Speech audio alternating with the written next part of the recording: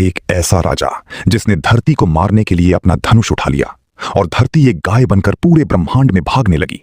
आखिर क्यों? कहानी शुरू होती है राजा वेन से।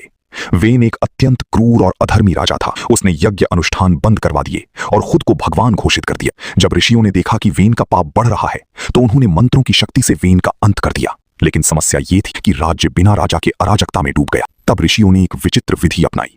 ऋषियों ने राजा वेन की मृत देह की जंघा का मंथन किया। उससे एक काला बौना पुरुष निकला जो वेन के पापों का प्रतीक था। वो निषाद कहलाया और जंगलों में चला गया। इसके बाद ऋषियों ने वेन की दाहिनी भुजा का मंथन किया। इस बार शरीर से एक अत्यंत तेजस्वी पुरुष और एक सुंदर स्त्री प्रकट हुए। वो पुरुष भगवान विष्णु के अंश पृथु थे और स्त्री लक्ष्मी की अंश अर्ची थी। राजा पृथु के शासन संभालते ही उनके सामने एक बड़ी समस्या आई। अकाल पड़ गया, वनस्पतियां लुप्त हो गईं और लोग भूख से मरने लगे। पृथु को पता चला कि धरती माता ने खुद को छिपा लिया है और अन्न को अपने भीतर सोख लिया है। क्रोधित होकर पृथु ने अपना धनुष उठाया और धरती का पीछा किया।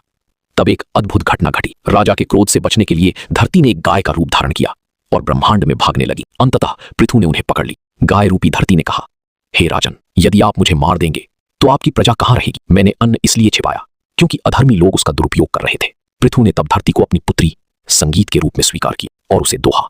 उन्होंने स्वयंभू मनु को बछड़ा बनाया और धरती से दूध के रूप में वे सभी औषधियां, अन्न और रत्न निकाले जो जीवन के लिए जरूरी थे। राजा पृथु ने उसे जीवन दान दिया और एक पिता की तरह उसकी रक्षा की। इसीलिए इस ग्रह का नाम पड़ा